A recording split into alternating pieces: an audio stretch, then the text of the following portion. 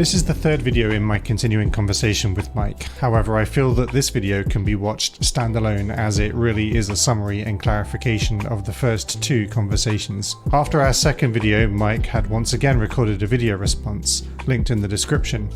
And it was after watching this response that I felt I could help clarify where we were talking past each other. I was keen to address the idea of revelation also, which Mike introduced in his response video.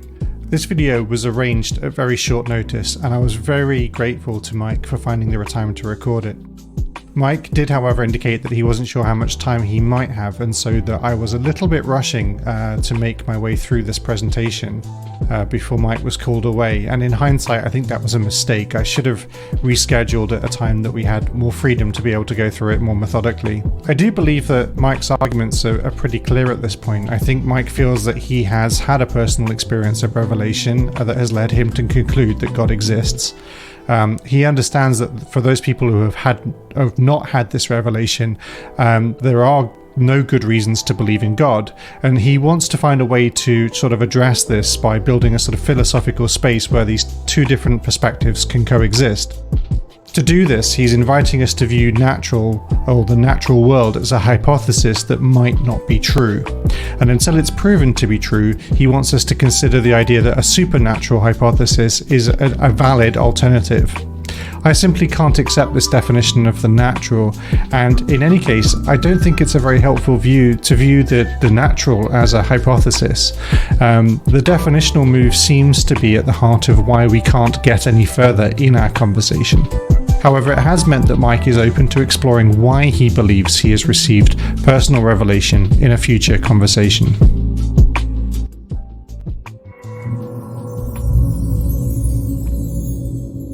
One second, go ahead. Oh, I still can't hear you. Are you on mute? Are you on mute? How's that? There you go. Brilliant. How's it going?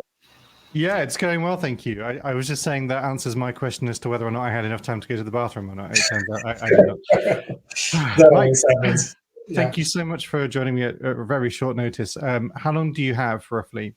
I can't really say for sure. I have a meeting at 1:30, which is still hours away, but I'm on the clock in a sense. So if my supervisor sends me a message, I might have to check out.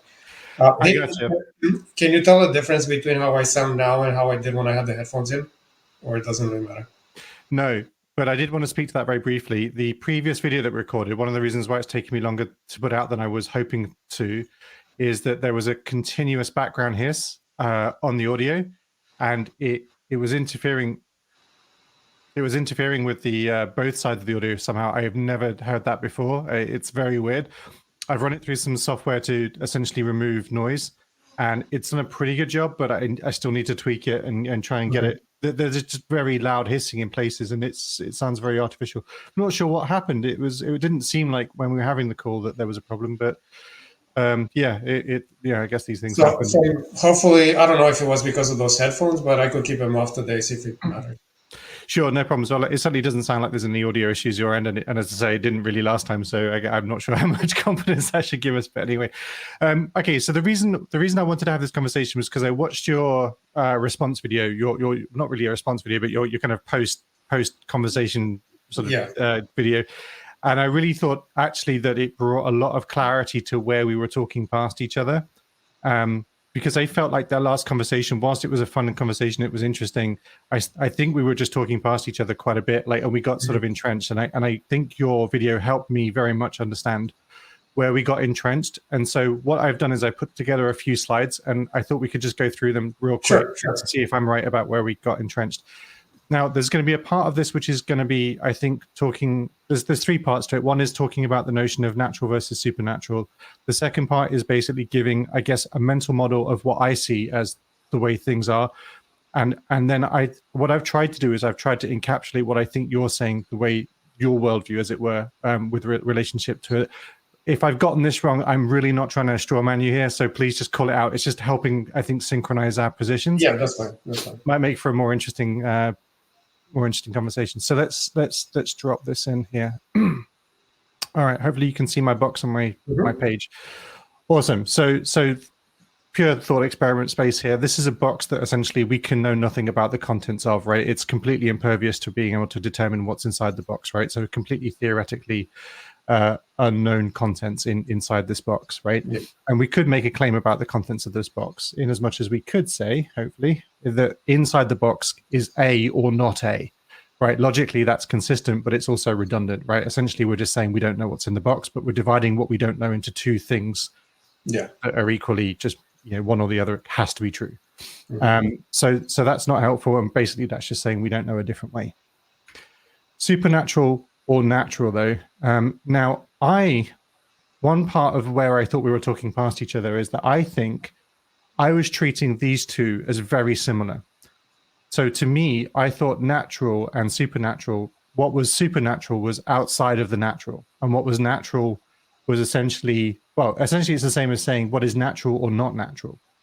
Yeah. So essentially by doing that, by claiming that the contents of the box would be either natural or not natural, we're back down to essentially saying A or not A, which again is saying we don't know a different way. So that's one framing, and I think that's partly why I resist the idea of having to bifurcate the unknown component here, right? Like, we don't know what's in the box, and to say that it's either one way or the other seems arbitrary to me. It's certainly true that it's one or the other, but we don't have any information, so there's no reason to speculate in this hypothetical scenario. So then there's this other framing, which I noticed I think we might, I might be wrong, but it feels like we were shifting into, which is slightly different. The idea that supernatural is not just the not natural, right? There's natural, and supernatural is actually something else different from natural, in which case this would be equivalent to saying A or B is in the box. So the box's content is either A or B.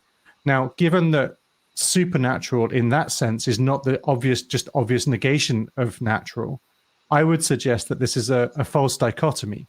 Why, given that we have no information about the contents of the box, I feel like to say that it's either A or B seems arbitrary, and it would present a false dichotomy, because obviously could be C, right? I mean, we don't know what's in the box, and if we don't know, we don't know.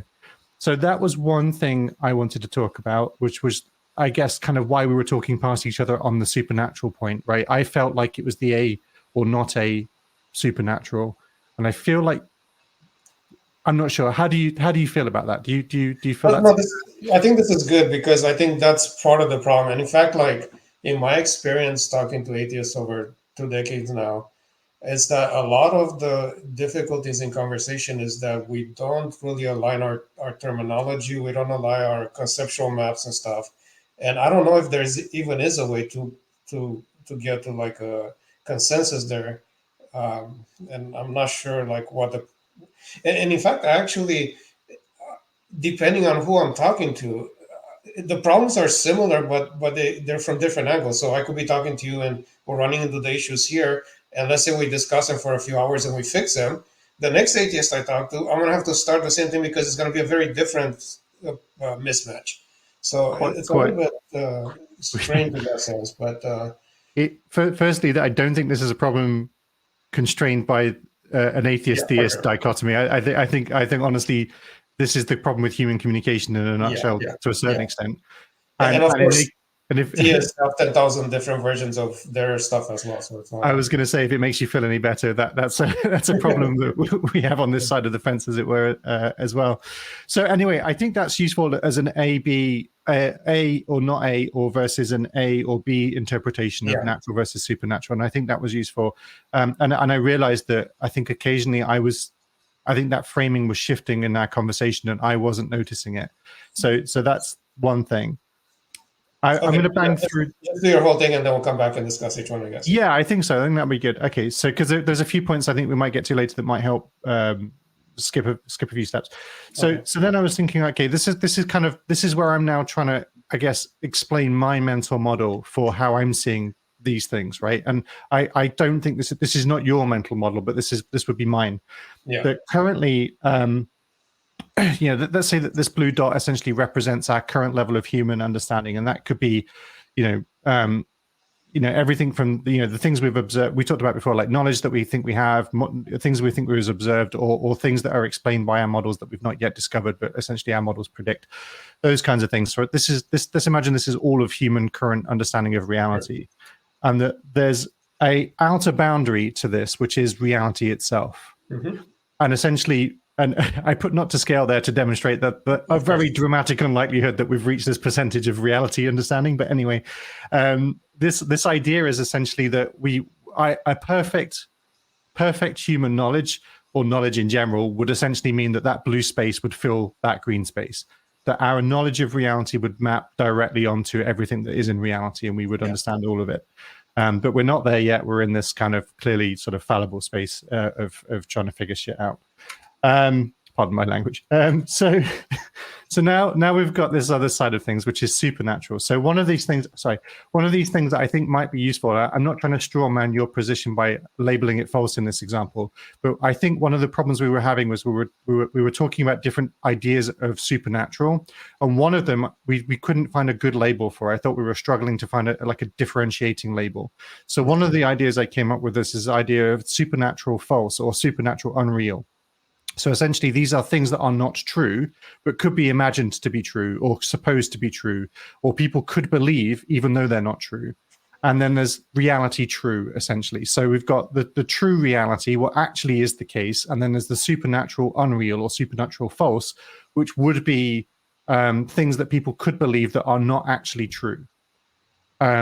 Now, this is where it gets a little muddy, and I could have done a better job of clearing this up. And I really want to double down on the idea that I'm not trying to straw man your perception of the supernatural, because I don't think this is what you're claiming the supernatural is. So this is the muddy slide. I apologize for it. But broadly speaking, this is just breaking down those components. Like, we've got things that are true and known, in which case they fit inside that blue space. True, but we don't know them. So these are things that are actually true, but we've got no idea that they're true, right? And they would sit outside of that realm of human knowledge, but essentially inside the space of reality. And then things that are either not true, things that are not true, but regardless of whether they're believed or not, would sit inside this entirely separate realm, right? These are non-overlapping magisteria, essentially. The supernatural realm in this example has no overlap with reality or meaningful connection to it, other than the fact that it's a space where ideas can live. Yeah, I think philosophers will call this possible worlds versus actual world or something to that effect. Yeah, well, possible worlds gets mixed up with multiverse interpretations, but yeah, I'm with you. Okay, so something like this. So then, basically, then we've got these ideas, right? We could have an unproven, unfalsifiable belief, right? And essentially, when we've got an unproven, unfalsifiable belief, in my view, it essentially is theoretically sitting in one of those two camps. Like, I don't know which one it is, right? It's not provable, it's not falsifiable. I've got no handle on it whatsoever. And basically, I don't know which of these camps it's sitting in, right? But that's the position it's actually in. You could say it's in a sort of superposition of believability. But functionally, it's possibly in one of those two places, but it certainly isn't in both those places at the same time. It is in one or the other. And it's basically back down to saying we don't know. Again, like we don't know where this unknown, unfalsifiable, unprovable claim is. And so we might ask ourselves, do these things have equal probability? Because there are two spaces where this unknown could be. Are both of those possibilities equally likely? Now, given, and this isn't asserted in this text, but like if we were to assume that we actually had no information about it, kind of like the box scenario previously, we don't know. Like, the truth is, we just don't know. We have no information to go on, right? So the fact that it could be one way or the other is just fully unknown to us.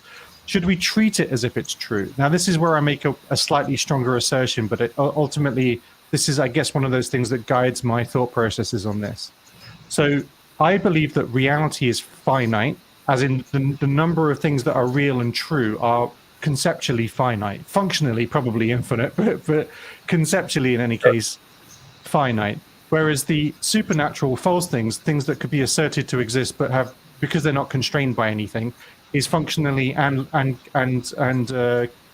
meaningfully infinite. Essentially, there's no constraint upon it whatsoever, and therefore it's much more likely that we are able to imagine things that are not true than know things that are true, even if we have no other information to go on, essentially. And therefore, I would suggest it's perhaps more likely that things that are unproven and unfalsifiable are more likely to be untrue. purely on that basis. But in any case, it really doesn't matter, because if we've got something that's unprovable and unfalsifiable, the truth is we just don't know. And that's my position on this. Like, we functionally don't know. There's no handle we have on it. So this includes Russell's teapot. And to me, this includes the God or gods hypothesis. This is how I view it. And this is why I'm an atheist, because to me, the God or gods hypothesis is essentially in that space where it's unfalsifiable and unknowable to me. So that's that. Functionally, we don't know about any of those things. So this is where I'm attempting now to model what I think is your view of this. And I'd be really interested to know if I've gotten this right. So I think what you're saying is that you would suggest that actually that green space where I defined reality is not necessarily reality in its entirety, but actually is just some kind of limit to the accessibility of human knowledge, right? This is the outer boundary that human knowledge could reach to, and that therefore we could posit that there is a supernatural reality that surrounds our ability to access it, essentially, and that human knowledge can only ever sit within this green sphere because it's constrained by that limitation, and supernatural reality would surround this whole thing.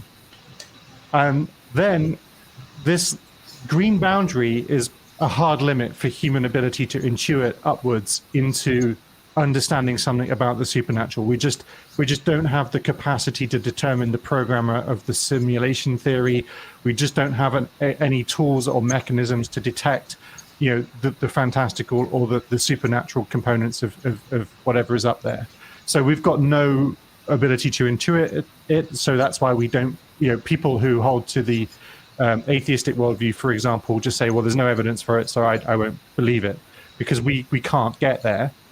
However, I believe it's your contention that something like revelation can be supernatural to human level understanding. We can't move upwards to understand the supernatural, but the supernatural could act on us in such a way as to reveal presence of the supernatural to certain individuals. And this would be, as I understand it, revelation. Does that seem roughly fair so far? I'll probably have something to say on each of your slides, but go ahead and finish your thoughts. So I believe that in this worldview, there must necessarily also be a supernatural and unreal realm, which is worth calling out, so that there's the supernatural real, and then there's a supernatural unreal. By the way, I'm hearing a lot of hissing on your mic right now, and I think that's the same problem we were having last time. I don't know what would cause it, though. I don't see anything different on my end. It might be a laptop fan or something spinning up. I'm not sure, but it's all good. Don't worry, we'll fix it. Yeah, my laptop is the fan is going right now. And gotcha. Yeah. It's all good. So we've got the supernatural reality, which can reveal itself internally to via revelation, but we could never access from internally outwards. But there is certainly a supernatural and unreal realm still there. People can believe things that are not true, and they would sit in a supernatural, false, or unreal space. So functionally, this is the kind of difference, I think, between, I'm going to assert that you and I. This is why it feels different in this moment to be you, and it feels than it does to be me. I think that you suggested that revelation might be something which would give you confidence that you've got access, you've got knowledge from the supernatural level, so that you can actually elevate your human knowledge outside of what would normally be the limits of human knowledge, the constraints. Whereas I don't have that revelation, or don't have no awareness of it if I have, and therefore my human knowledge is constrained by the limits of human knowledge, and is certainly well within those limits as well, right? I'm not even pressing up against the outer boundary of those limits. And so for me, that I think functionally describes the foundational differences between us, or at least that's what I seem to get from your video. Now, I think it might, and this is where it gets a little bit interesting, is I'm interested to know whether you think that this is also true. Oh, sorry. But I have no reason to believe in the supernatural reality, right? Like I think you would say that without revelation, like I'm justified in not believing in the supernatural reality, right? Like in the position of this guy in the blue, I really just haven't. There's really genuinely no reason why I would know that there was this supernatural reality without this revelatory component to it, because I'm constrained by the limits of human knowledge and also the limits to human knowledge. So, would you just? I've got a few questions here, and I'll ask them because I think they'll be just quick, and if not, we can dive into them later. But would you agree that I'm justified in not believing in the supernatural reality from my position if your worldview is true? If my worldview is true, are you justified in not believing in the supernatural? Yes. What you're asking? Yeah, that's what I said in the video. Like, I Sure. think it's perfectly rational for an atheist to be an atheist. Totally agree with you, and I know you said this. I just wanted to move through this piece by Yeah. piece. So yeah, I totally. But I would change some things in what you said because I think there's still some misunderstanding. But finish your thoughts and Okay, then we'll come back and I got discuss. you. No Or we problem. might have to finish it some other time because I don't know if I have the time to fully flesh it out today. But go ahead. No problem. All right. So then we've got now this is something I'm asserting might exist. Somebody else who has a belief that they have a revelation and that's not a real true revelation, right? That they just believe that they have revelation. So this would be somebody from a different religion, a different worldview, believing that they have a revelation from a different god or entity, and therefore is making a claim to human knowledge that they can't really substantiate. Because in this example, this person genuinely is operating under a false feeling that they have revelation. Now, I would assume that you might be aware that people exist, but I have heard people claim that all revelation to everybody is always true at all times, that all spiritual and supernatural claims are in some way true. I don't know if that's how you feel. So I guess I asked the question, are there people in the world who claim to have revelations which you would say were not true? So are there people that would believe that they've had it but haven't? Okay. Yeah. Cool. And we might distinguish then, I think, between a false revelation that's genuinely a lie, somebody who's actually deliberately telling some mistruth about this idea in order to garner favor or something, saying they've had a revelation in order to take money from people, and people who are genuinely, in your view, would be mistaken in believing that they've had a revelation and been moved by some other thing that's not actual real revelation. Cool. So then the key question then, how might we falsify somebody's claim to revelation? Is that possible in your view? So sorry, Mike. Just, if you do want to just have these questions, mull them over later, because as you've quite rightly said, you probably want to comment on a lot of what I'm saying here. Yeah, I'm happy for you to answer if you feel like you want to, but if you want to, quickly respond, but it might still not come out to where like we understand each other. But I got you.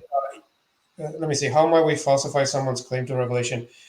We would have to really define what we mean by revelation. But what I was speaking to in my video is that what I'm talking about is divine self-revelation in the sense that God is revealing the fact that He exists, as opposed to revelation in terms of like somebody had a vision that the right religion is to maybe dress a certain way or act a certain way or do certain things. Those are like specific elements of religion, and that's not what I was talking about. There's another conversation to be had about that, but I was asking the question like, by continuing to work with this idea of system within a system, or like a reality within a greater reality. Like, can somebody on the outside make a person on the inside aware that there's something there, that there's an intelligence that is trying to communicate with them, and theoretically, I don't see why they couldn't. Sure, the person could question and say like, well, how do I know it's actually a god as opposed to some alien or something else? But at the same time, they would have to notice that something's happening, something's going on, and try to make sense of it. So yeah, I couldn't disagree. I was right there. Sorry. Okay, finish your thoughts. Yeah, no problem. So for some reason I've not labeled the blue guy, but from the blue guy, which is kind of a proxy for me, right? Both somebody who's claiming false revelation and somebody that's genuinely had real revelation is going to sound essentially the same to me, right? Because I've not had revelation, I can't distinguish between those two theoretical people. So from my perspective, I've got no knowledge because I've never been able to overcome the limitations of human knowledge.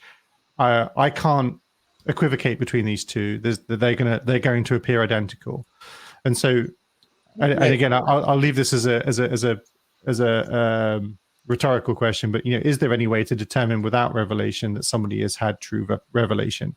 I would be interested in your thoughts on that. Somebody who has had revelation, so the true revelation, this is going to conclude that everybody that has had a false revelation, they're all basically false. They're going to look all the same, essentially. But somebody who's had a false revelation, of course, is going to see everybody else as having a false revelation, and that person who's had the true revelation as false. They're going to appear identical. And so for the person who has a false revelation, they're going to actually think that this is the picture that they're looking at, because they're not going to be able to understand the difference between their revelation, the false one, and the true revelation.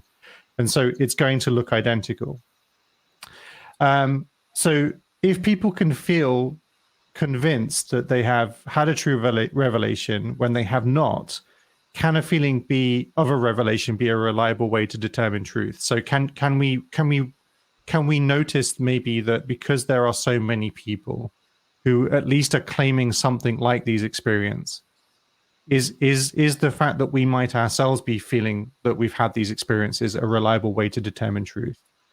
And assuming that there are those who honestly feel that they've had this revelation, which would you consider to be false, and what might account for those experiences? So, sorry, that's badly worded. What I mean to say is, what might account for the fact that there are people that believe they've had revelation who you would argue potentially that they haven't really. There clearly is some component outside of them that's giving them this impression. Mm-hmm. So I guess there's a question about what might account for those experiences. And then obviously, if we can't tell the difference between a false revelation and a true revelation, are all revelations true? Are no revelations true? This was a false dichotomy in any case. And so we're kind of somewhat back to the beginning. I could not prove that you, for example, had not had a revelation experience, right? I could not disprove your experience, your personal experience, your subjective experience of it. And I could certainly recognize that it might be compelling to you, but I also could recognize that you would disagree with other people on the same evidence, essentially, that they would say they've had a compelling experience and you wouldn't take that, I think. So how have you determined that your revelation experience was true? And that's it. And I apologize for speeding through that. I didn't want you to get a call halfway through. So I'm happy to go right back to the beginning or go to any point in the slides, or we can even decompress and pick this up again at a later date. I will leave it to your good judgment. So. Yeah, we can definitely go through some of it. Cool. I'm not sure how much time we should do today, but we could definitely discuss some of it. But basically, what I'm asking is a theoretical question, which is, would it be possible for somebody within a system to detect agency? So you could think of it in terms of say there's some people working in a room with one-way mirrors. Can they tell if somebody's on the outside? There's times of the day when there's nobody out there. There's times of the day when somebody is there.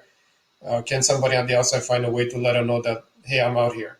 It's totally possible. I could. So this model of revelation coming from the outside in, there's no way I could disprove this. Obviously, I cannot say, as I can't say in your personal experience whether you've had a true experience or not. I cannot say that this is impossible, because apart from anything else, we've bounded human understanding in any case. So by definition, this is something that is not knowable to humans. Okay, so maybe let's go back to the beginning, because all these pieces kind of play into the final conclusion. Yeah. Did you hear me? A little bit. You broke up a second. Kind of cutting out, it seems. Yeah, same.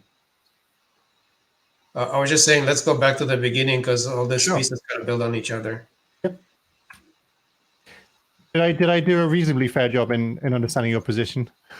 I think we're getting there. Okay, cool. Yeah. Okay.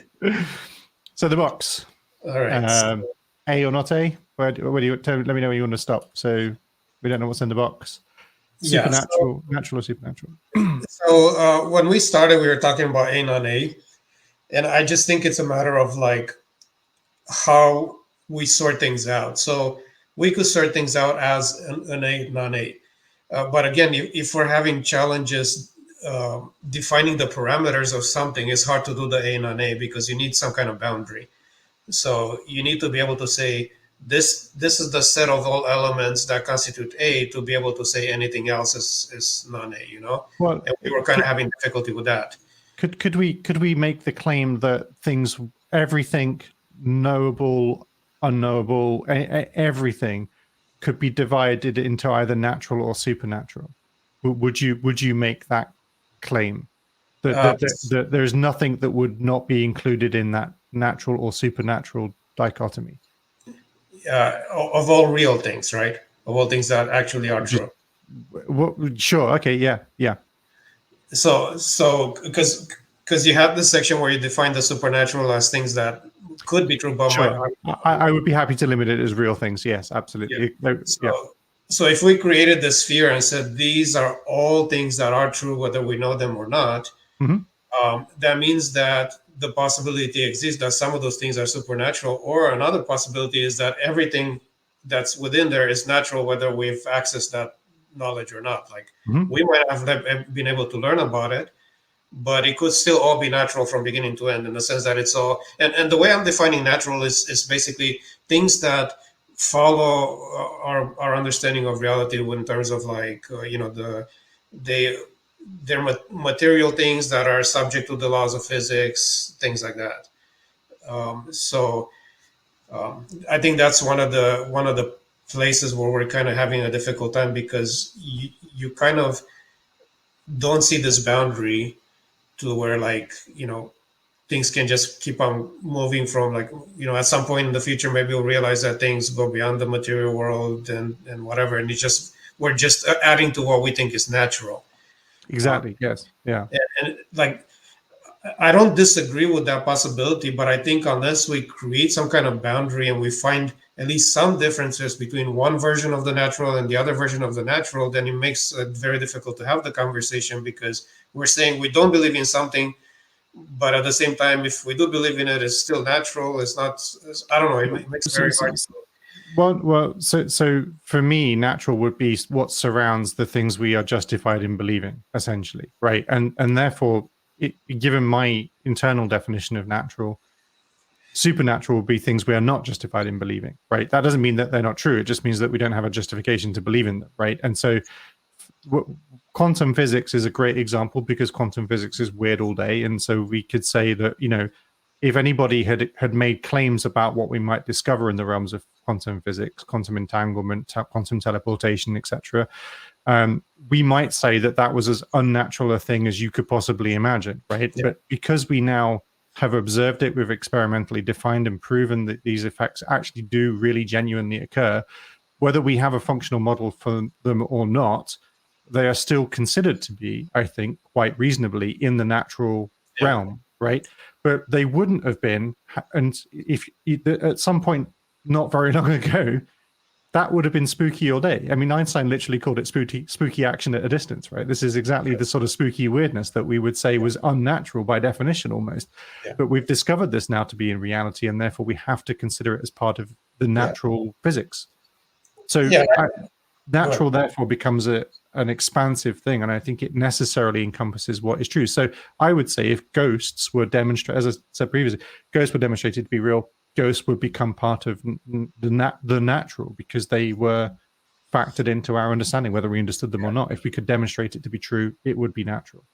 Yeah. So that's a challenge, I think, because this kind of issue affects how we think about every subsequent point that we're making, and it's a little difficult. And I've tried to use some examples, but they haven't seemed to really work. But see, like for me, I keep coming back to this idea of a simulated universe.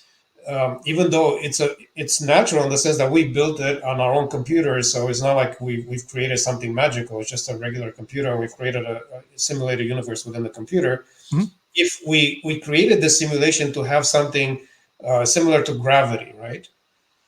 So we have a virtual world where objects fall towards bigger objects or whatever. So we put that in there. The objects falling within the simulation are not affected by the real world's gravity. So Oh, there's a clear distinction between these two realms, even though they're both natural from our point of view. So that's kind of what I'm talking about. Like it's possible to have a reality within a different reality, like a subset of a different reality. And by having that boundary, at least we can discuss different elements or different aspects of it. I just don't. I mean, I would be. So this is why I distinguish between supernatural reality and supernatural unreality, right? That's kind of why I created that concept in my diagram. That such that supernatural reality was a space where you could put those things, right? That conceptually you could say this is the supernatural reality. That's distinct from things that are just not true. Yeah. Right. So that you're basically saying, hey, look, there's a bubble around the things that we can understand that we could never get through, that we are potentially computer game characters. So this is the we're essentially computer game characters. We just don't have the ability, the capacity to penetrate this this space, right? We can't penetrate our little green reality that we are limited by. Okay. And the supernatural reality that sat above it was essentially that space where the programmer would live in your simulation. Yeah. Yeah. So I think I could be wrong, but I think I see an extra layer to this that maybe you're not including in there, or maybe I'm just misunderstanding. But I define so let's say we have this thing called current knowledge or current understanding of reality. Mm-hmm. I call that natural. But I would say even the things about reality that we don't currently understand, that we're probably going to understand over the next 100 years, if they follow the same kind of, they're a product of the same laws of physics that we've been building on this whole time. They're still part of that same reality, even if we don't currently understand how they work. So it's possible that this spooky action at a distance in the next 100 years will actually figure out an underlying explanation for why it's happening. That's going to be, in my mind, that's still part of the natural sphere. If you're inside that computer simulation, it could be that there's certain things you understand now, and 10 years from now, living in that simulation, you're going to understand a lot more things, but there's all still part of that virtual environment. But then there's another world outside the virtual environment. So in other words, I don't know if we're this. So that's what I'm trying to describe here. The blue dot encompasses what we currently know. Yeah. The orange, the green circle is the limit of access. So that would be all of physics, all of the natural things that we could learn, right? Yeah, exactly. This is what I believe you're asserting is the limit of how far we can learn about things. So all of the physical processes, all of the natural laws only can never penetrate the green barrier. Let me qualify that as well really quick.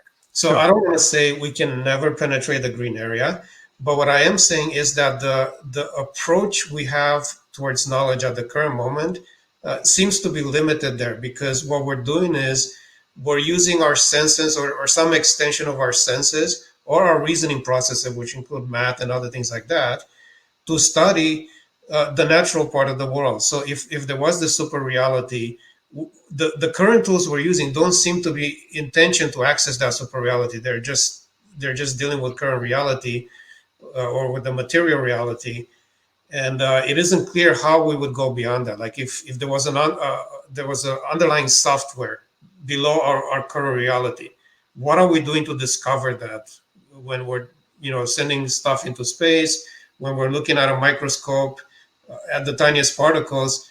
We're not really going to the software. We're just looking at what is actually material and what actually exists. So How would you feel intuitively? Let's say within this supernatural reality is a god that meets the definition, and that's in the supernatural reality. But then, how would you feel about an additional second level supernatural reality that sits above the concept of God, that that we would then also not be accessing because God was held within some other supernatural Yeah. additional conceptual reality. Yeah, so we could go in that direction, or we could go in the other direction. Like we could create a virtual world in a computer, and the people there can get advanced enough to create their virtual world within their own computer. Sure, sure. So essentially, like it could go both directions, Mhm. and depending on what question we're trying to solve, that might or might not matter because there's different issues that we kind of need to work through, and depending on how we approach these topics, it affects those particular issues, but it might not affect others. Like, for example, one of the questions that I think is important is I mentioned this in the video, but just briefly, but our scientific methodology makes assumptions about reality and then builds on and works towards those assumptions. But if reality is actually a little bit different than we're imagining it, it could have an impact about on how we do science and the result and things like that. So that's one reason why thinking through this stuff could affect different things. I would disagree. I don't know if that was an unintentional characterization, but I don't think science makes assumptions about reality and works towards those assumptions. I think it makes it comes up with hypotheses and seeks to either falsify. Well, essentially, it seeks to falsify those hypotheses, right? Yeah. It says, "Here's a theory about what might be the case. How can I prove that that's not correct?" Yeah. And then if it can't prove that it's not correct, it hasn't proven that it's true. It's only proven that it's currently a useful working model for what might be the case, right?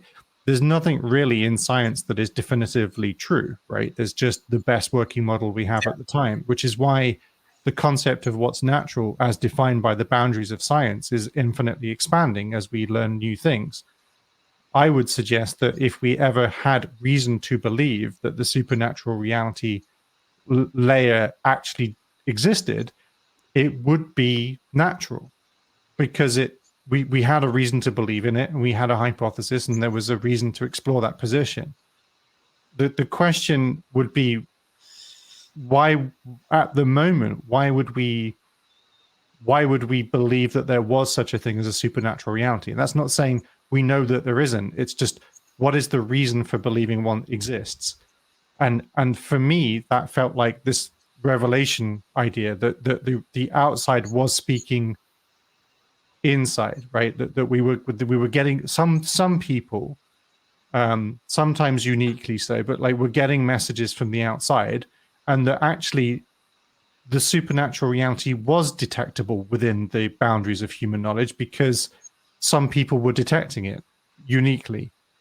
And I think that's okay. How do we discover whether this is a real experience or an artificial experience, right? How do we determine between those true, potentially true revelations or those false revelations, right? How do we distinguish between those two things? Yeah. And if we the moment we say that there are some people, and I was kind of glad to hear you not say, because I find I don't know where to go when people say all supernatural claims are true, because I just don't know what that means. But if we were to say that there at least are some people who honestly make genuine claims to and genuinely do believe that they've received revelation like experiences, I don't know how we can trust anybody who claims that, like, or how they could trust themselves, to be frank. Like, Mhm. we must at least be aware that there could be revelation, but there also could be something about the nature of human experience that allows for those kinds of experiences, that allows for that feeling of revelation even when there isn't one. And that seems like a more viable hypothesis from my perspective. And I'm sure that if I genuinely felt that I had had a revelatory experience, it would not seem like that from that perspective. Yeah, and okay, so maybe let's talk about this first. Even though to me, I think a big difference, something that makes a big difference, is this previous point, which is here with in terms of like how we balance out these possibilities. But anyway, let's come back to the revelation just for a second. Sure. I think there's many ways that somebody can can take an event and assume it's supernatural. Like, for example, somebody has a dream or even a vision, near death experience, or whatever. Mhm. And they say, wow, I saw this, I experienced this, I believe it, you know?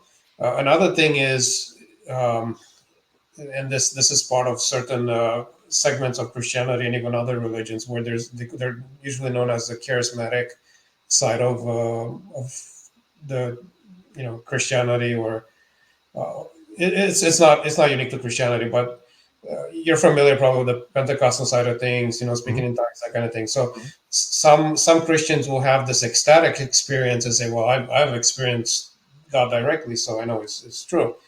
But I think those kinds of things, you know, you could easily say, "Well, yeah, I'm not particularly confident that that constitutes something dependable." You know, you could have an experience. I mean, you could take drugs and have an experience. You can work yourself up into a frenzy and have an experience. So it's not something of that nature. What I'm thinking about is more of life experiences, like a person, you know, through their day-to-day life over years and years, um, having some kind of sense of God being part of their life, where they're, you know, it's guy just I don't even know how to explain it, but just how it affects how they interact with their daily lives and things that happen and events that occur and how they occur and things like that. Um, Now, I could see somebody make an argument that even that can be questioned, but at the same time, I think theoretically speaking, the possibilities just there also there that you know, if somebody if somebody else outside, like a divine entity, is trying to make somebody aware of their existence, they could do that, and the person who, after a lifetime of uh, you know, having such experiences, would come to be pretty confident that there's a God.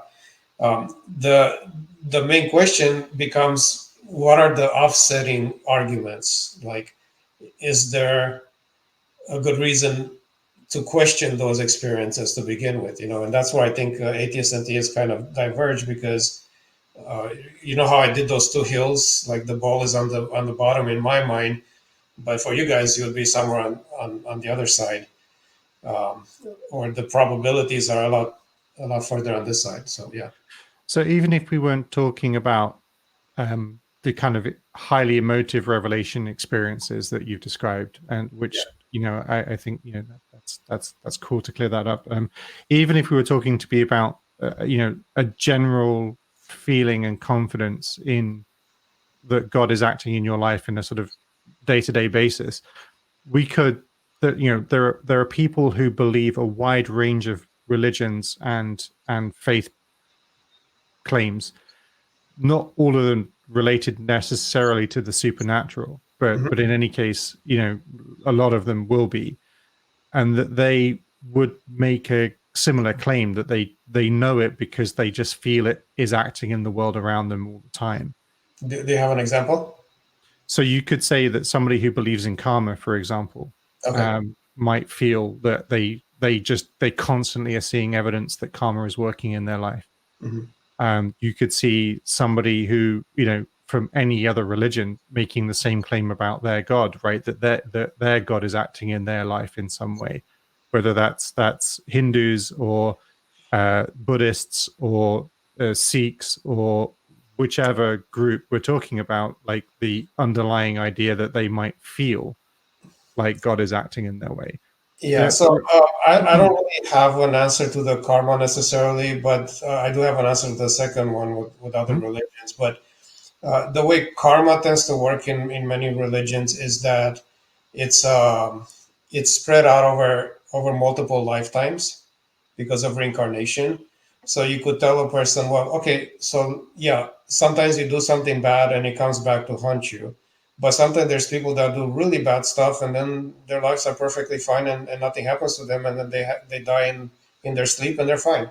And they say, Mhm. well, you know, it's gonna hit him in the next life. So Yeah. it's a little bit hard to address that issue. But as far as gods from other religion, that doesn't really affect me, because again, the question is whether or not God exists. The theology or the religion is a different issue, and I don't think, like, in other words, people could have the same genuine experiences uh, to where they have a sense that God exists, regardless of what religion they're at. They might interpret that experience in within the framework of one religion or another, but they could still have a sense that yeah, God is real. So So, what about people who believe the Scientology, for example, where they believe there are entities that have come from space that are acting to cause harm to us, psychology? What about people who believe, pick your sort of slightly strange and quirky faith, right? Like, are they all different interpretations of the truth? Is that, I may have misunderstood what you're suggesting here. so I'm not sure how Scientologists express their religion necessarily. That's something that I never really found interesting enough to delve into too deeply. But um, if what they're claiming is that it's an alien entity, they're not really claiming belief in God to begin with. So I'm not sure how they're interacting with these aliens or whatever it is they're claiming. But they might. I mean, again, let's not even say like a real Scientology. But let's imagine there are alien uh, groups out there, for example, that do believe that aliens are acting upon us in a real sense, and maybe even act in the directly to our person, in a kind of revelatory kind of way, that there are aliens that are influencing our behaviors, and they try to channel aliens. Similarly, ghosts and spirits and all kinds of different components of this ideology, this kind of base belief that there are things in our world acting for or against us at any given moment that are not us. Now, I'll be interested to whether you think any of those are untrue, or whether some of them are untrue, or whether they're, are they all true? Essentially, they're just interpreting the singular truth differently. Where would you sit on that? Um, yeah, I it's kind of hard to say okay, this is true and this isn't, but I think there's it's there definitely are going to be situations where people deceive themselves because uh, of their tendency to interpret events superstitiously. Like I mean, I think we talked about this in the previous video where somebody's sitting there and the light turns off and immediately they think there's some kind of spirit there when there's just a simple explanation, and then they connect all those events in their head to where it seems like something's happening when in fact it's just bad luck or whatever random events. Right. So that's always a possibility. um, So but when we're interpreting something like a god acting in our world, um, how can we be sure that we're not uh, suffering some kind of confirmation bias, or some kind of wishful thinking, or some kind of suboptimal way of just interpreting these events that's going to lead us to a false conclusion? I think it's a matter of likelihoods depending on your own each individual's experience, because that can be applied to a lot of things like um, I don't know what I have to think about a good example, but there's a lot of things in daily life that we can say, well, how do I know that's true? It could be just confirmation bias, and at some point we just say, no, at this point in time, I'm just gonna go ahead and take this to be true based on the information I have.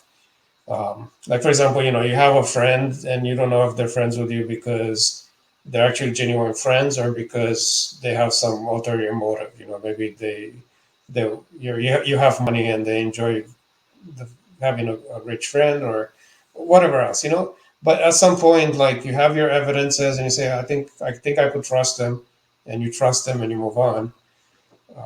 And we kind of tackle lots of things in life that way. So I think if an intelligent entity exists and this intelligent entity logically should have the capacity to reveal itself to us, given that you can, just like a programmer could tap into a soft, like a virtual world and interact with it in some way.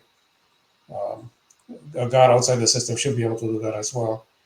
So, yeah. Yeah. So what one thing I'm sure. So I always think in this sort of space, I am reminded of numerology. Are you familiar with numerology? Yeah. So the idea that once you start to think about numerology and you're aware of numerology, regardless, that there is a strong impulse in seeing its effects all over the place, noticing suddenly numbers are coming up more frequently, starting to ascribe meanings to those numbers, and starting to act then also in the world on the basis of the meanings you've now ascribed to those numbers, and then talking to other people about the relationships of numbers, and it becomes a significant problem for some people. So might we reasonably conclude that therefore that human nature is susceptible to those kinds of experiences, regardless of whether they're true? Yeah, I think we're susceptible to a lot of stuff, and I think it's the case regardless of where a person's at. And is there any way to determine between having a false experience that we are ourselves as an individual is susceptible to and one that's genuine and real? I mean, I think reasonable people going through life tend to make those judgment calls all the time, and there's times when they're wrong. But overall, if they're acting within on the best evidence they have, and they're in their right state of mind, and they're judging situations, most of the times they tend to make sound decisions on many different things where you don't always know what the truth is, and there's possibility of error, possibility of misinterpretation, and yet you move forward, with what you have. Um, If the proposition, sorry, go ahead. Sorry, I was I interrupted. was just gonna say, like, the real issue here is the default state from which we start to evaluate this questions, because if the default position is one of doubt or skepticism, then we have a higher expectation of or we put higher scrutiny on what we're experiencing.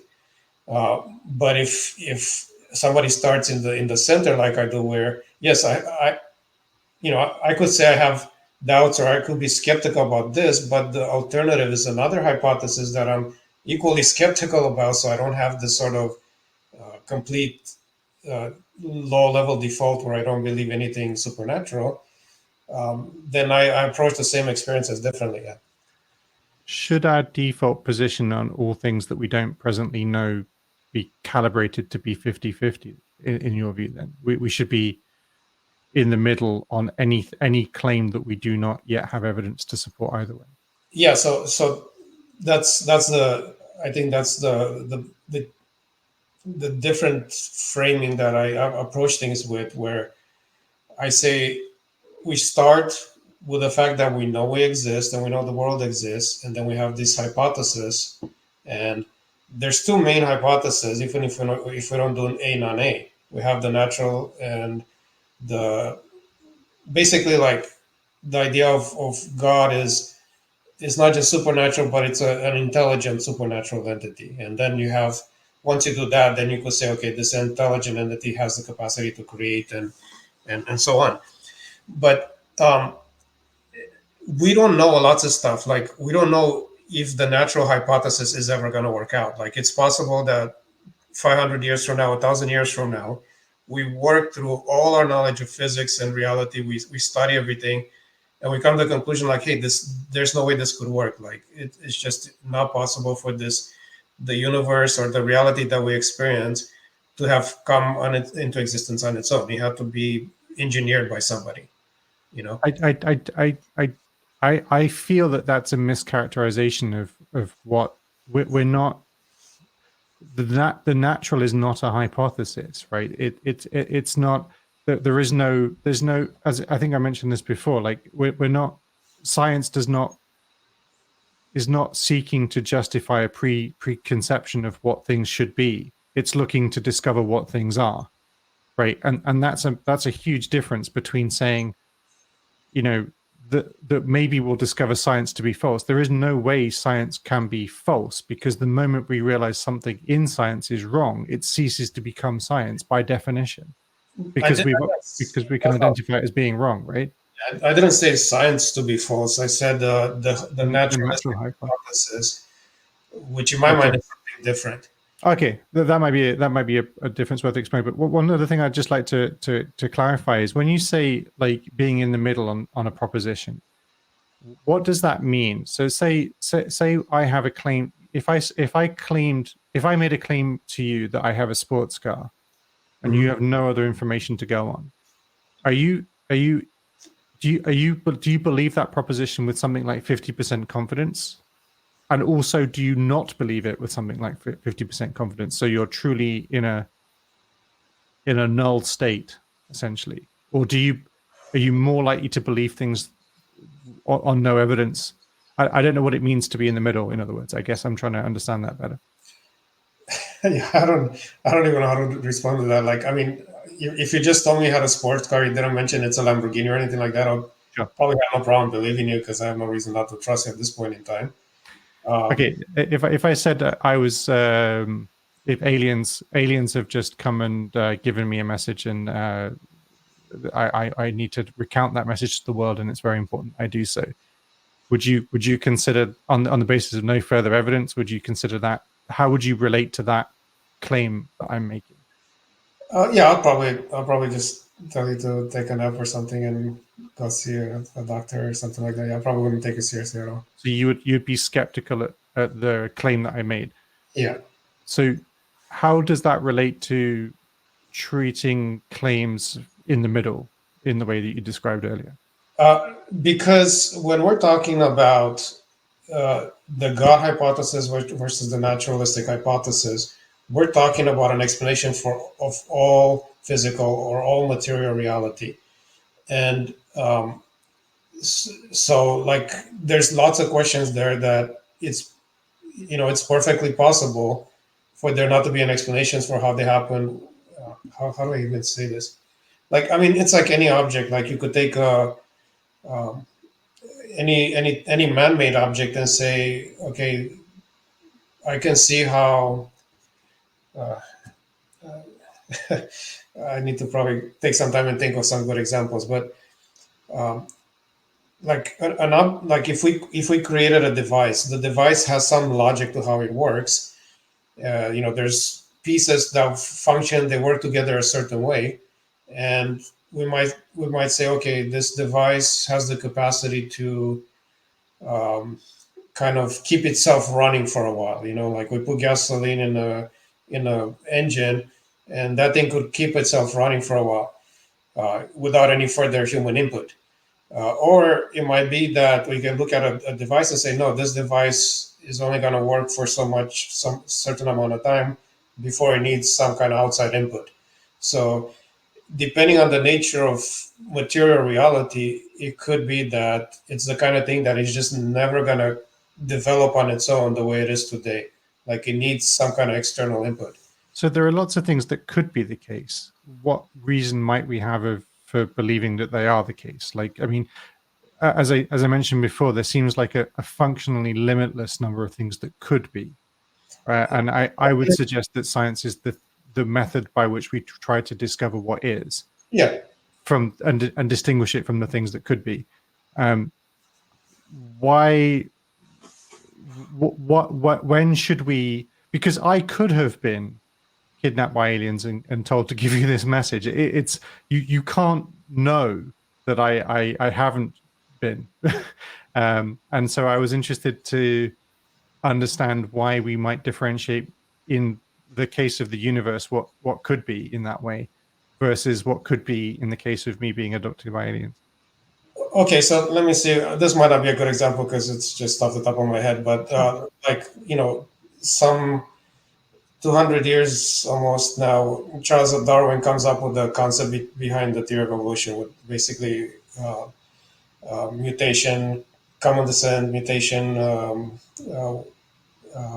Natural natural selection. selection. So um, that's a legitimate hypothesis, but it was perfectly possible that as scientists from that point on in the 1840s, moving forward, went on to study the world looked nothing like what that hypothesis predicted. You know, so maybe they would have looked around at fossil records and things, and everything would have been lined up differently than what was expected, to where it wouldn't make sense. Like maybe higher order organisms would be buried lower than the, so like it's perfectly plausible for the hypothesis to not have worked out, and then we would have maybe come back to the drawing board and came up with something else. So I would agree with that. Just one minor alteration. I don't think Charles Darwin came up with a hypothesis and looked to prove it. I think he observed something in nature and came up with a hypothesis to explain it, which has yet to be falsified, essentially. So yeah, but otherwise, I agree with you. Yeah. So he had something then with very limited data to work off of compared to what we have today, and it took probably over a century to for him to, or for others to kind of build on the hypothesis, and it could very well have been falsified throughout this process. Sure. Yeah. So, totally. Like it could be in the same way that as we study the universe, we would have some idea of how maybe things developed, and then as we continue to study it, it turns out that those hypotheses are not working out. They're not. I'll go so far. If in 50 years our understanding of science and physics is the same as it is now, I would be stunned and amazed that the chances of our hypotheses being in the next 50 years being the same as they are now is just not even conceivable. I mean, unless that, I would assume that the civilization has ended if that's the case. We've gone back to the Dark Ages. Yeah, we went back and So yeah, of course, theories change and evolve and grow. You could say that feels unfair, right? Because that's a shifting goalpost sort of thing. You're saying, well, okay, well, if you're going to just claim everything that we actually have a reason to believe in is encompassed by naturalism, then where do we find the boundary of that? And so we can disprove naturalism and therefore prove supernatural. But actually, I don't think that's a boundary that exists. I think as I say, the moment we discover ghosts become natural. They become by discover, I mean have reliable, repeatable evidence, genuine reasons to believe that such things exist. And then regardless of whether we have an explanation of that in terms of understanding the physiology of it, the function of it, the physics of it, any of this, regardless of that belief, it's become part of the natural world, right? Purely because the natural world is defined somewhat by what we understand to be real. It's limited to our understanding, but it's not constrained by our present understanding. And I think that seems like it's a difference in our perspectives on this, that in some ways I feel like you feel that natural is constrained by our present understanding, and therefore the supernatural is anything that could be found to be the case later on that is not encompassed currently by that constrained understanding. But I feel like that's never been what we mean by natural. Like it used to be that it was natural to believe that the body only contained 4 humors. That was as good as naturalism got, right? And now turns out bodies are a little bit more complicated than that, and we've expanded what we consider to be natural in the case of the brain and the body, and that we've got a much more sophisticated understanding of it. And at no point did we stop saying this was natural, and that will just keep going on, I think, forever and ever. Well, I mean, till the end of the human race. Yeah. So we're kind of circling this point quite a bit, and I'm not sure how we can escape it, but that's definitely a difference in how we think about things. And I don't disagree with what parts of what you're saying here. Yes, we've progressed in our understanding of the natural. I think maybe the past couple 100 years is when we really wrapped our minds around this idea of a naturalistic view of reality, and we've kind of worked on that. But like, to me, just like I keep coming back to my simulated universe. If we were going to build a simulated universe, we could build it in such a way to where, like for example, we could make it to where it started off with some kind of big bang and then just let it develop on its own all the way to the end. Or we can start it off and then partway through interfere and add additional features and then let it go on for a while and so on. Or we could build the whole thing at once in its final version, or however we did it, So the question, I guess, would be like, if our world developed entirely on its own from beginning to end, or if it had some kind of outside interference that made it happen. And how would science even detect that if there was such a thing? Because you would assume. But if there was outside interference that was affecting inside the sphere of human knowledge, by definition, it would be detectable. Like, I don't understand how we would have something that was outside of the sphere of our reality in some sense, but was somehow having an influence at the same time. If it has an influence, it must be detectable. Otherwise, the influence is the same as no influence. Those things would be identical. So that confuses me in any case. But again, there are lots of things that could be right. Like, and again, I would argue an almost limitless number of things that could be. And I think that as human beings, we have a limited capacity to understand things, but ultimately, I feel like we need to be building our understanding of the world on the things that we can see are the case, and not just trying to work out how we might relate to things that might be the case. And so I guess it's, for me, a bottom up sort of understanding where on this particular issue you feel like it's better to start halfway to believing either possibility is true, right? And look, there's nothing about the idea of this revelatory supernatural uh feeling, right? I can't disprove that the green box is where it is here, the green circle is where it is here, the absolute maximal constraints of human comprehension, and I can't disprove the existence of that purple space, right? That and Yeah. and I certainly can't disprove that purple space has communicated with you personally to make your life better in some way, that you've noticed, and therefore have been able to feel like that purple layer exists. Like, Yeah. I can't disprove that, but I can say it feels like there are people that have had similar experiences that you would say don't have access to that purple layer. And I'm kind of not sure how we equivocate between those people who feel it and someone like yourself who feels it, and how we could really know that that's actually giving us access to the supernatural layer.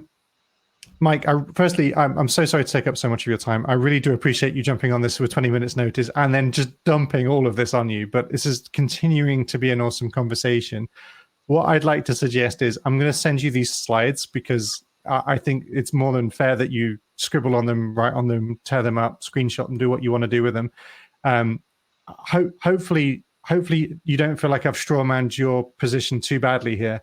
No, And I'm more than happy to pick this up again, but I think it's probably unfair to keep pushing it until you've had time to at least think on it, and give me some feedback on how these sort of diagrams are working out. But hopefully that's helped. I think it feels like it has.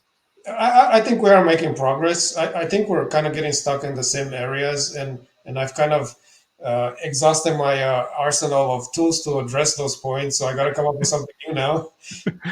That's why I'm kind of getting stuck. But Well, uh, I look forward to something new. But one thing that I think might be interesting is we've kind of put off like the idea of doing a sort of SE style interview, and what I'm thinking actually is I've got a friend of mine who's really good at SE. I think rather than you and I just continuing shifting into an SE conversation, where I actually think it would actually be kind of tricky to sort of let go of the echoes of our existing conversation. What might be interesting is you talking to my friend Joe, for example, or one of my other friends who really love SE. I think Joe actually left a comment on our videos, trying to be as polite as he could, but he just asked like a whole bunch of questions. oh, I okay. think maybe that could be an interesting way forward, is maybe to do an SE style interview on your belief that you've been able to detect God acting in your life in some way. Would that, something like that? I mean, please feel free to define the claim however you like, but Yeah, that issue is hard to discuss because in the end, it ends up being one person who hasn't experienced something questioning somebody else who has experienced something. sure. And I could be wrong in my experience, but that doesn't mean on a planet of people that, millions of people that claim to have experienced something, for me to sit in judgment and say, no, that wasn't real. It's a difficult conversation to have. Yeah, just a real quick one on that though. I really don't feel like SE is about judgment, and I think one of the, I really it definitely can feel like that, and I think sometimes it can be done badly, and it maybe is like that. But like generally speaking, the purpose of street epistemology is to encourage reflection in the person that we're speaking to. It's not about like damaging it, and I would even suggest, if you would prefer, maybe do the SE conversation without it being on camera, like, so that you just have a private conversation with Joe about it and see, just to see if the SE methodology is useful to you in reflecting on your reasons. But I'll leave it to you to think about if you want to do that. Because I think it's a useful conversation. I'm just Sure. saying, like, out of the two components of the epistemology I'm proposing, one being the neutrality of the general knowledge versus the personal knowledge side of things. The personal knowledge side of things, it's a lot harder to really dig into because it's so, Personal. it's a personal experience. It's not Subjective. Yeah, absolutely. Yeah. Nobody, and least of all Joe or I, will say that we can know that you haven't had a subjective experience. Like, there's just no place we could stand to intellectually do that, right? But like, I guess it would be interesting to see if street epistemology would be useful to you in reflecting, even if you. I mean, again, one of the misnomers about street epistemology is it's there to change people's minds, which it is not. And if anybody believes that, I would disagree personally with that definition of SE. The purpose of it is to try to maybe think about these things differently. That's all. Just to sort of encourage people to maybe just take a different perspective. And I'm sure with you, I'm very sure with you, there's probably not many perspectives you haven't thought about, but I think it might be interesting nonetheless. So we could set that up. In any case, I'll let you get back to work, and thank you so much for taking time out to do this. I will make sure that we, just ping me a message and let me know what you want to do next, whether it's an SE interview with, and I think Joe would be great for that, or whether you want to just continue to reflect on these slides a little bit, and we can chat about that either which way. But honestly, thank you so much. Let's set up the thing with Joe then. Magic. He'll be so happy with that. Thank you so much, Mike. Have a great day, and take care of yourself. Take care. Bye. Cheers. Bye-bye.